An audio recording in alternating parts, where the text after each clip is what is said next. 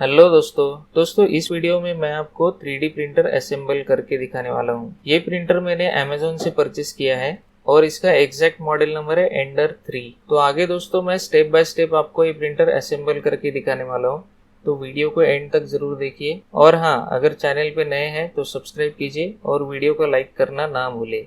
तो ये है दोस्तों इस प्रिंटर का बॉक्स जो मैंने ऑलरेडी ओपन करके रखा है। दोस्तों ये क्रिएलिटी की तरफ से आने वाला एंडर 3 प्रिंटर है और इसकी दोस्तों इंडिया में वुल 3D के नाम से ब्रांडिंग की गई है। 3D प्रिंटर्स के अलावा वुल 3D के देखिए यहाँ पे 3D फिलामेंट्स भी है और 3D पेन भी मिलते हैं। तो यहाँ पे दोस्तों मैंने बॉक्स को ऑलरेडी ओपन करके रखा है और इस बॉक्स में दोस्तों जो भी पार्ट्स मिलते हैं मैं टेबल पे रख देता हूँ और आपको एक एक पार्ट के बारे में आगे बताऊंगा। तो यहाँ पे दोस्तों सबसे पहले हमें मिलता है बिल और मैनुअल। उसके बाद दोस्तों यहाँ पे है इस 3D प्रिंटर का बेस।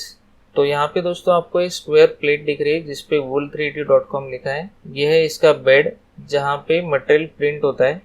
और यह है दोस्तों इसका एक्सट्रूडर। यहाँ पे आप ब्रास का नोजल देख सकते हैं, इस नोजल से प्लास्टिक पिघल के बाहर आता है। उसके बाद दोस्तों हमें यहाँ पे मिलता है इसका कंट्रोल बोर्ड जिसमें एक डिस्प्ले लगा है। दोस्तों इस कंट्रोल बॉक्स में पीछे की साइड में एक पीसी भी है और ऊपर की तरफ आप देख सकते हैं गोल नॉब है जिससे हम प्रिंटर के मेन्यू एक्सेस कर सकते हैं। उसके बाद दोस्तों यहाँ पे हमें ये पार्ट मिलता है ट्रायंगुलर। यहाँ पे है एक स्टेपर मोटर, ये Z एक्सिस मोटर है। उसके बाद यहाँ पे हमें मिलता है एक्सट्रूडर और इस पार्ट में दोस्तों दो स्टेपर मोटर लगी है, एक X एक्सिस के लिए और दूसरी फिलामेंट खींचने के लिए। यहाँ पे दोस्तों एक छोटा सा होल आपको दिखाई दे रहा होगा, यहाँ से फिलामेंट अंदर जाती है। और यहाँ पे दोस्तों आप एक लिमिट स्विच देख सकते हैं, ये X एक्सिस लिमिट स्विच है। उसके बाद दोस्तों हमें यहाँ पे मिलता है थोड़ा सा फिलामेंट और कुछ स्पेयर पार्ट्स, तो इसके बारे में दोस्तों मैं आगे आपको डिटेल में बताऊंगा। उसके बाद यहाँ पे दोस्तों हमें मिलती है दो एल्यूमिनियम की छोटी पट्टियाँ और यहाँ पे दोस्तों हमें एल्यूमिनियम की दो बड़ी पट्टियाँ मिलती है। उसके बाद यहाँ पे दोस्तों है पावर सप्लाई, यह है उसकी केबल। पावर सप्लाई पे दोस्तों यहाँ पे आपको एक रेड स्विच दिखाई दे रहा है और अगर आप ठीक से देखेंगे तो यहाँ पे आपको 230 दिख रहा है। इंडिया में हम लोग के घरों में दोस्तों 230 वोल्ट्स सप्लाई आता है, तो ये इंश्योर कीजिए कि हमारा पावर सप्लाई 230 वोल्ट्स पे सेट है। नेक्स्ट आइटम यहाँ पे दोस्तों है थ्रेडेड रॉड, ये Z एक्सिस थ्रेडेड रॉड है जो Z एक्सिस स्टेपर मोटर में लगेगा।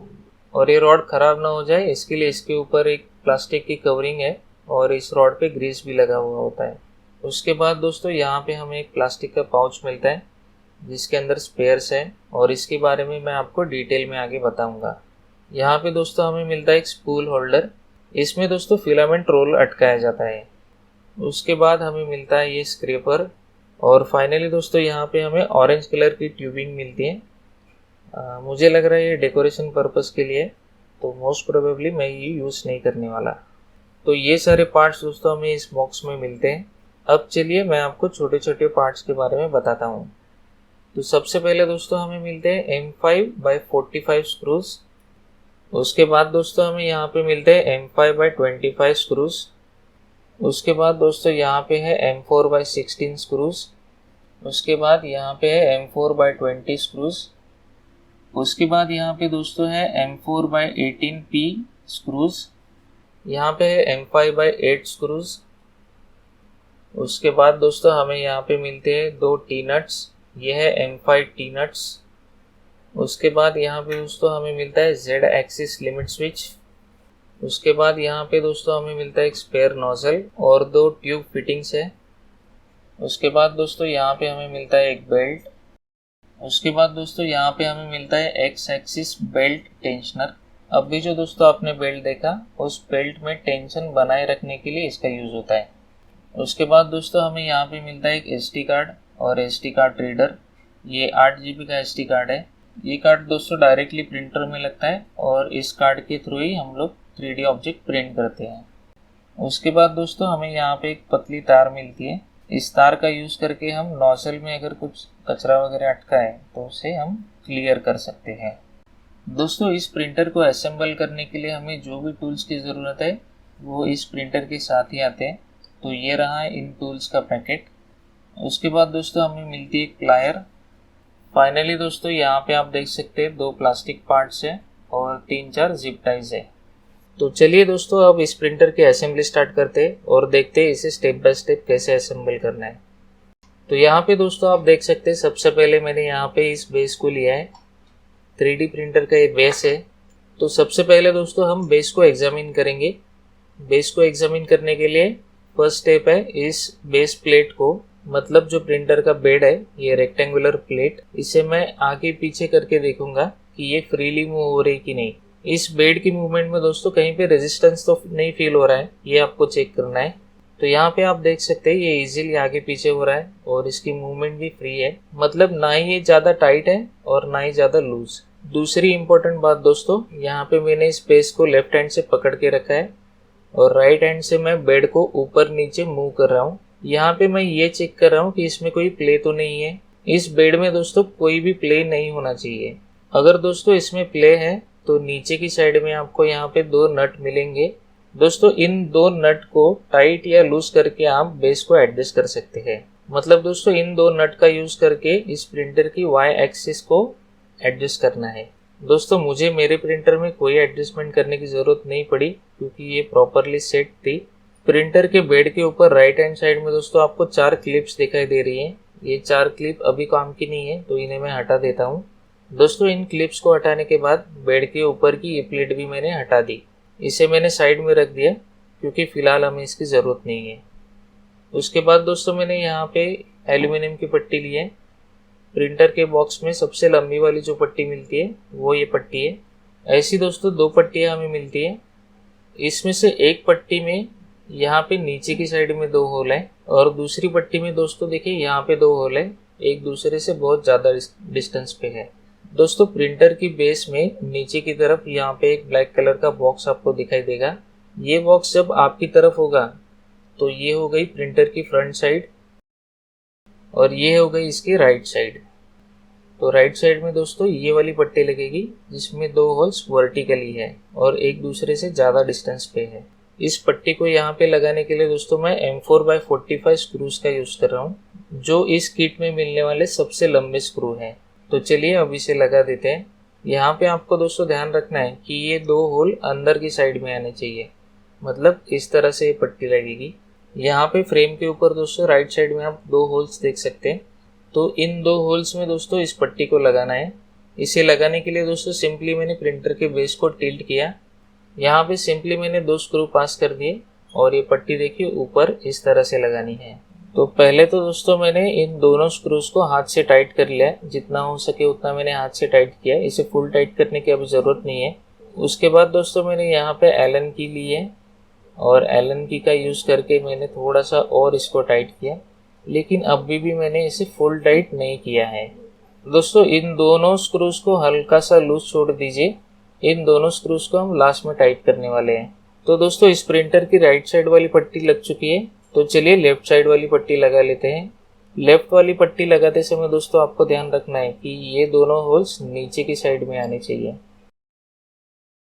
अगेन मैंने M4x45 स्क्रू लिए हैं और प्रिंटर को देखिए टिल्ट करके इस तरह से मैंने स्क्रू पास कर दिए।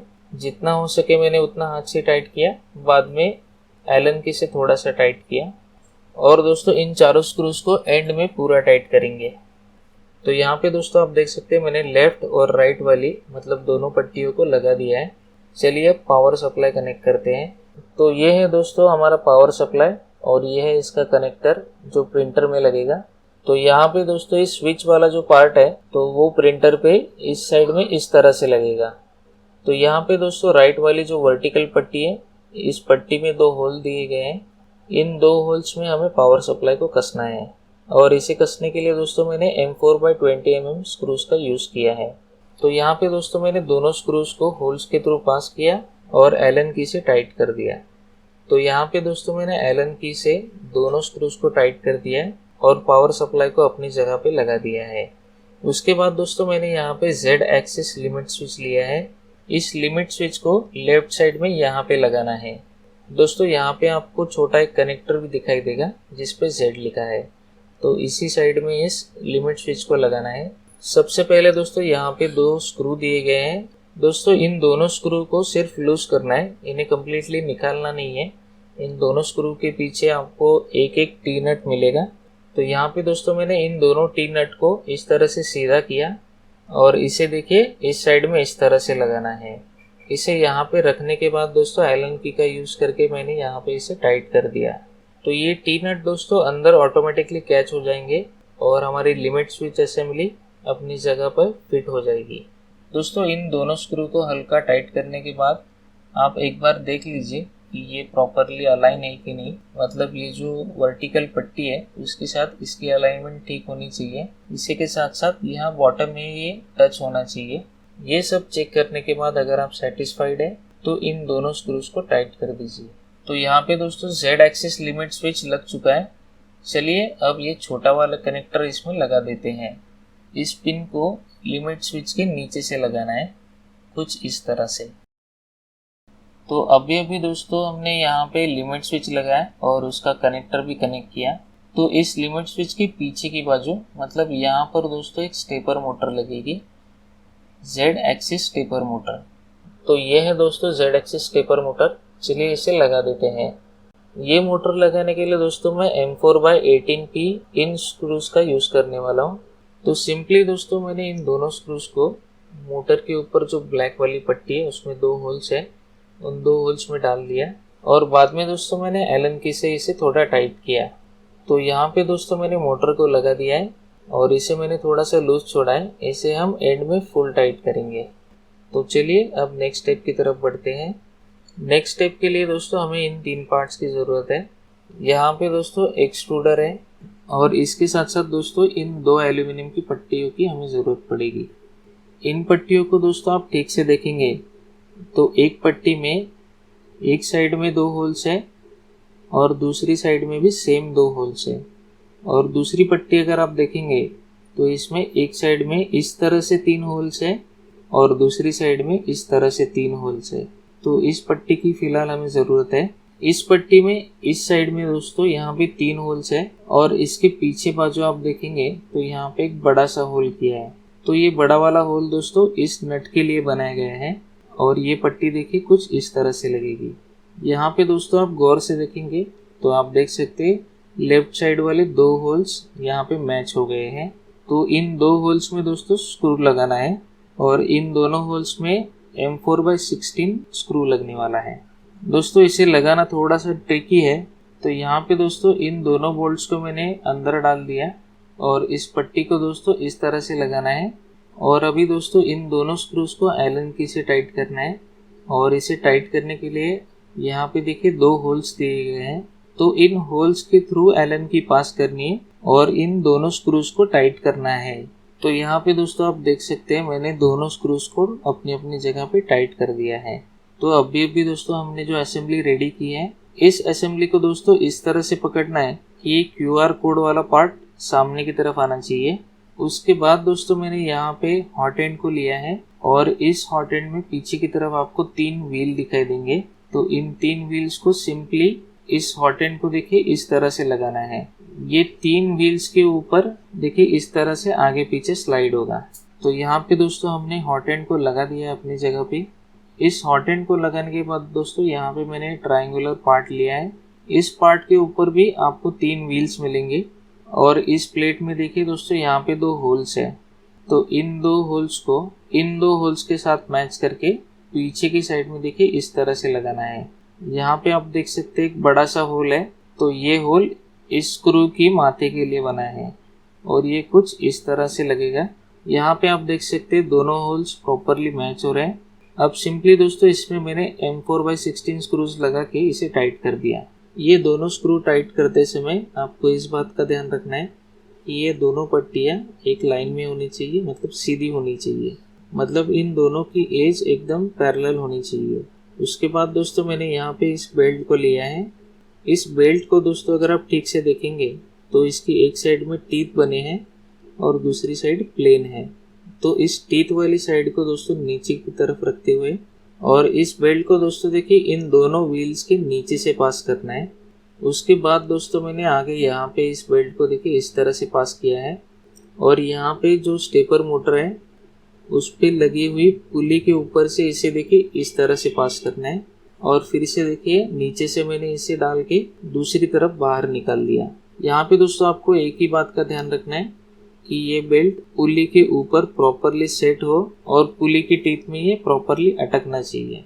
उसके बाद यहाँ पे नीचे की साइड में आपको एक खांचा दिखाई देगा, तो इस खांचे में देखिए मैंने ये ब्रास वाला पार्ट अटका दिया और सेम इसी तरह से देखिए दूसरे खांचे में मैंने बेल्ट का दूसरा एंड अटका दिया। उसके बाद दोस्तों मैंने यहाँ पे बेल्ट टेंशनर लिया है। इसके ऊपर 2 स्क्रू है जिनमें 2 टी नट है। सबसे पहले तो इसे लूज कर लेंगे और देखिए इन दोनों टी नट्स को मैंने एक लाइन में सीधा रख के यहाँ पे देखिए इस तरह से लगा दिया। उसके बाद मैंने एलन की का यूज़ करके इन दोनों स्क्रूज को हल्का टाइट कर लिया और इस हॉट एंड को मैंने दोस्तों आगे पीछे करके इस बेल्ट के ऊपर प्रॉपर टेंशन है कि नहीं वो चेक किया और फाइनली इन दोनों स्क्रूज को टाइट कर दिया। इतना होने के बाद दोस्तों एक बात चेक कर लीजिए कि ये हॉट एंड फ्रीली मूव हो रहा है और इसमें कोई भी प्ले नहीं है। अगर इसमें प्ले है तो पीछे की साइड में दोस्तों 3 व्हील्स लगे हैं। इन 3 व्हील्स के ऊपर लगे हुए नट को आपको एडजस्ट करना पड़ेगा। मेरी असेंबली प्रॉपरली वर्क कर रही है तो मुझे इन्हें एडजस्ट करने की ज़रूरत नहीं पड़ी। ये असेंबली रेडी होने के बाद दोस्तों मैंने इसे साइड में रख दिया और अब चलिए जेड एक्सिस मोटर में थ्रेडेड रॉड लगा देते हैं। यहाँ पे सिंपली दोस्तों मैंने थ्रेडेड रॉड से कवर निकाल लिया और रॉड को देखिए स्टेपर मोटर के ऊपर लगे हुए कपलर में मैंने डाल दिया। लेकिन अभी दोस्तों मैंने इस रॉड को यहाँ पे टाइट नहीं किया है। पहले हम एक्स एक्सिस वाली असेंबली यहाँ पे लगा लेते हैं। तो इसे लगाना बिल्कुल आसान है। यहाँ पे आपको एक होल दिखाई देगा, तो इस होल के थ्रू इस थ्रेडेड रॉड को पास करना है। तो यहाँ पे दोस्तों आप देख सकते हैं थ्रेडेड रॉड में असेंबली प्रॉपरली बैठ गई है। अब दोस्तों मैंने इस जेड एक्सिस स्टेपर मोटर के ऊपर लगे हुए कपलर के दोनों स्क्रूज को टाइट कर दिया। मतलब इस थ्रेडेड रॉड को मैंने यहाँ पे टाइट कर दिया है। उसके बाद दोस्तों मैंने यहाँ पे लगे हुए दोनों स्क्रूज को भी टाइट कर दिया। तो यहाँ पे दोस्तों हमारी किट में बची हुई लास्ट वाली एल्यूमिनियम पट्टी को मैंने यहाँ पे लिया है। तो इस पट्टी पे दोस्तों दोनों साइड में 2-2 होल्स किए गए हैं। तो इन होल्स के थ्रू सिंपली मैंने स्क्रू को पास किया और ये पट्टी देखिए सबसे टॉप में इस तरह से लगेगी। तो यहाँ पे दोस्तों सबसे पहले जितना हो सके उतना हाथ से इन स्क्रूज को टाइट कर लीजिए और बाद में एलन की यूज़ करके इन्हें फुल टाइट कर देना है। यहाँ पे दोस्तों मैंने इन 2 प्लास्टिक पार्ट्स को लिया है जो इस सबसे ऊपर वाली पट्टी के दोनों साइड में लगेंगे। तो सिंपली इन्हें यहाँ पे प्रेस फिट करना है, ये इजीली अपनी जगह पे बैठ जाते हैं। तो यहाँ पे दोस्तों आप देख सकते हैं ऊपर वाली पट्टी को मैंने अपनी जगह पे लगा दिया है। उसके बाद दोस्तों देखिए ये वाला पार्ट लेना है और इसमें देखिए मैंने स्क्रू लगा दिए और इन स्क्रूज में देखिए नीचे की तरफ टी नट लगेंगे। तो इस तरह से देखिए मैंने 2 स्क्रूज को लगा दिया और उसमें 2 टी नट्स लगा दिए। इन दोनों टी नट्स को देखिए मैंने इस तरह से एडजस्ट करके ऊपर वाली पट्टी पे देखिए इस तरह से रख दिया और बाद में सिंपली मैंने एलन की से इन्हें टाइट कर दिया।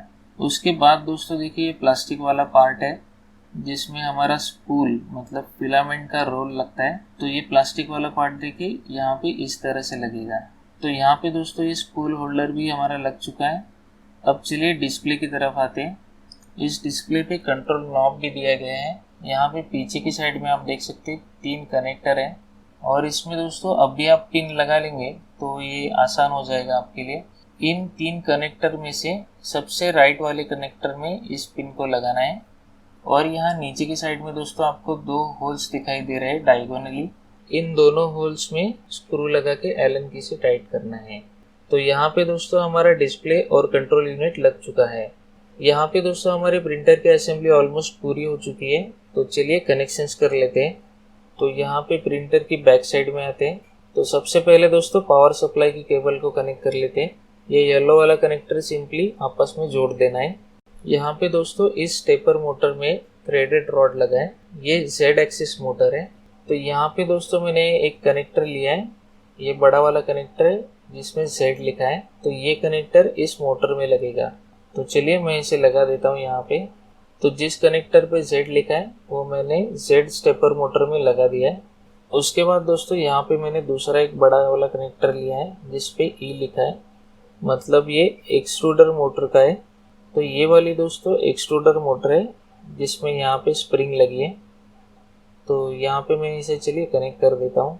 उसके बाद दोस्तों मैंने यहाँ पे देखिए एक बड़ा वाला कनेक्टर लिया है जिस पे X लिखा है, तो ये कनेक्टर इस मोटर में लगेगा, मतलब X एक्सिस स्टेपर मोटर में लगेगा।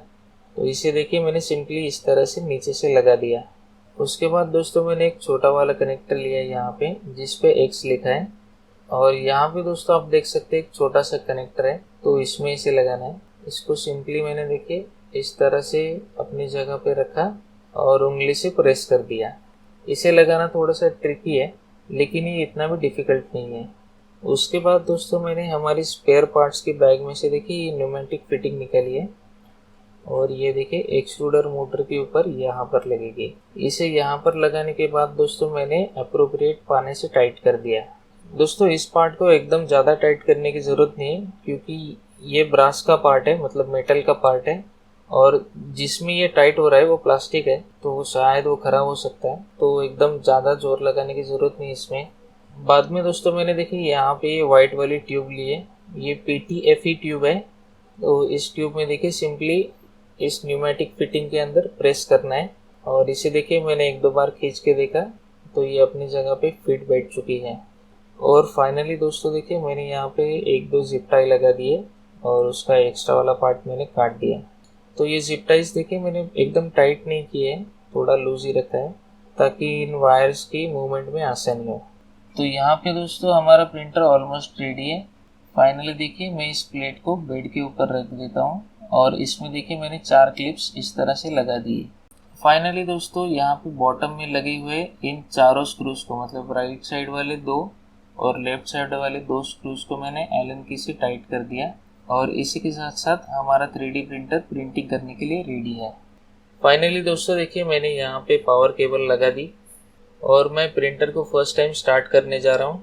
तो आप देख सकते हैं यहाँ पे स्क्रीन पे डिस्प्ले आ रहा है, इसका मतलब है हमारे सभी कनेक्शंस बराबर है और ये प्रिंटर प्रॉपरली काम कर रहा है।